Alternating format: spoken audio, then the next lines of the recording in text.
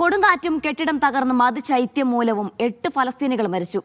തണുത്ത താപനില കാരണമാണ് ഒരു കുഞ്ഞുൾപ്പെടെ 4 പേർ മരിച്ചതെന്ന് ഗസയിലെ സിവിൽ ഡിഫൻസ് വക്താവ് അറിയിച്ചു. ഗസ സിറ്റിയിൽ കെട്ടിടം തകർന്ന 15 വയസ്സുള്ള ഒരു പെൺകുട്ടി ഉൾപ്പെടെ 3 പേര് മരിച്ചു. ദുർബലമായ ടെന്റുകൾ കെട്ടിയുണ്ടാക്കിയ കൂടാരങ്ങളിൽ കഴിയുന്ന 10,000-കണക്കിന് ആളുകൾ വലിയ ദുരിതത്തിലാണ്. ആവശ്യമായ മാനുഷിക സഹായവും അഭയകേന്ദ്രങ്ങളിലേക്കുള്ള പ്രധാന സാധനങ്ങളും ഇസ്രായേൽ തടയുകയാണ്. ഗസയ്ക്ക് ആശ്വാസം നൽകുന്നതിൽ അന്താരാഷ്ട്ര സമൂഹം പരാജയപ്പെടുന്നത് ഖേദകരമാണെന്ന് ഹമാസ് പ്രസ്താവനയിൽ പറഞ്ഞു.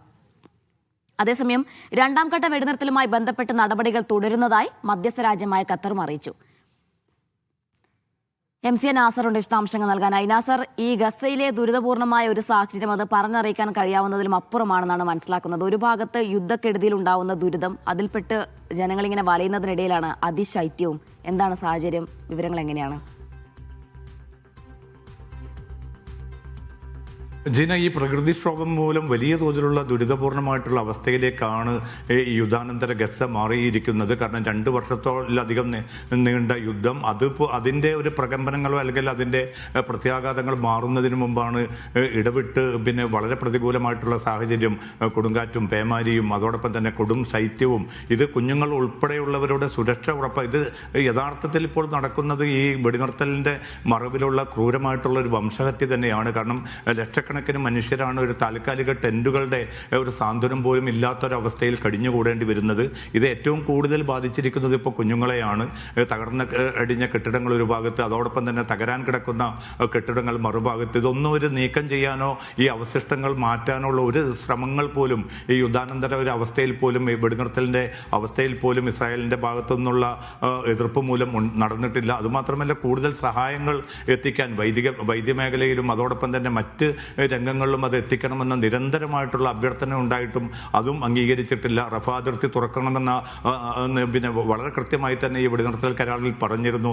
അതും പൂവണിയാതെ പോകുന്നൊരു സാഹചര്യം ഉണ്ടായി. അതൊക്കെയാണ് ഇപ്പോൾ ഈ 8 പേർ കൊല്ലപ്പെട്ടു എന്നത്. അവരെയും പിന്നെ ഒരു ആയുധങ്ങൾ ഇല്ല എങ്കിൽ പോലും ആ കൊലയും ശരിയായിട്ടുള്ള ഒരു വംശഹത്യയുടെ ഭാഗമായിട്ടാണെന്ന് ഹമാസ് പുറത്തിറക്കിയ പ്രസ്താവനയിൽ വ്യക്തമാക്കുന്നത്.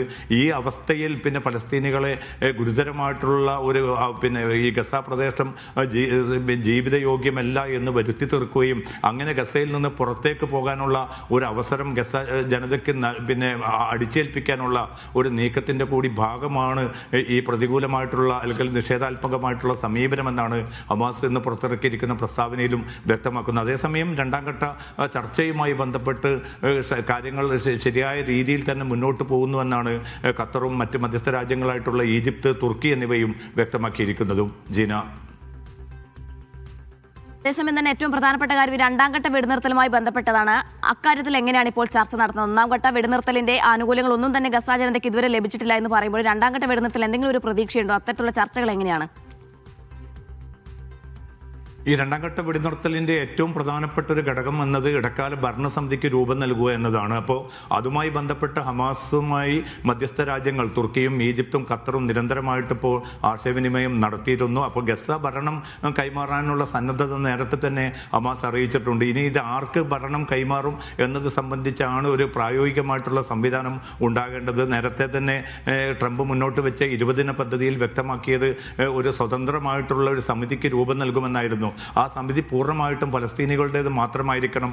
ടെക്നോക്രാറ്റുകൾ ഉൾപ്പെടുന്ന ആ സമിതിക്ക് രൂപം നൽകുക എന്നതാണ് ഇതിലെ ഏറ്റവും പ്രധാനപ്പെട്ട ഒരു കടമ്പ. അതിനുവേണ്ടി 1-2 ദിവസത്തിനുള്ളിൽ കെയ്റോയിൽ യോഗം ചേരും. ഹമാസും അതോടൊപ്പം തന്നെ ഇസ്ലാമിക് ജിഹാദ്, മറ്റ് ഫലസ്തീൻ സംഘങ്ങളും ആ ചർച്ചയിലും മീറ്റിങ്ങിലും പങ്കെടുക്കും. അവരിലൂടെ ഒരു ധാരണ രൂപപ്പെടുത്തുകയും അതിന് ഇസ്രായേലും അമേരിക്കയും കയ്യൊപ്പ് ചാർത്തുകയാണെങ്കിൽ തീർച്ചയായിട്ടും ഇടക്കാല ഭരണസമിതി വെളുപ്പത്തിൽ നിലവിൽ വരും. തുടർന്നായിരിക്കും ഗസയിലേക്കുള്ള ഈ അന്താരാഷ്ട്ര സൈന്യത്തിന്റെ വിന്യാസം, അതോടൊപ്പം തന്നെ ഗസയിലെ ഹമാസിന്റെ നിരായുധീകരണം ഉൾപ്പെടെയുള്ളവ ചർച്ചയ്ക്കെടുക്കുക. എന്തായാലും ഒരുപക്ഷെ സമയമെടുക്കുന്ന ഒരു പ്രോസസ്സാണിത്. ഇപ്പോൾ വെനിസ്വേല സംഭവ വികാസങ്ങളും ഇറാൻ സംഭവ വികാസങ്ങളും ഒക്കെ രൂപപ്പെട്ടതോടുകൂടി അമേരിക്കയുടെ പ്രധാന അജണ്ടയിൽ ഇപ്പോൾ ഗസ വരുന്നില്ല. നേരെ മറിച്ച് അവരുടെ താല്പര്യം മറ്റ് മേഖലകളിലാണ് ഇപ്പോൾ. അതുകൊണ്ട് തന്നെ പ്രായോഗികമായിട്ട് മധ്യസ്ഥ രാജ്യങ്ങളുടെ ഒരു താല്പര്യമുണ്ട് എങ്കിൽ പോലും ഇതിന്റെ തുടർ നടപടികൾ മുന്നോട്ട് നീക്കണമെങ്കിൽ അമേരിക്ക പിന്നെ ഒരു തീരുമാനം കൈക്കൊള്ളണം. ആ തീരുമാനം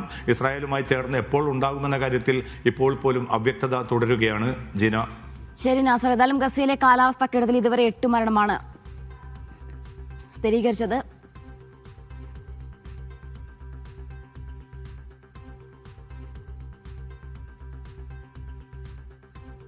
നാസറാണ് വിശദാംശങ്ങൾ നൽകിയത്.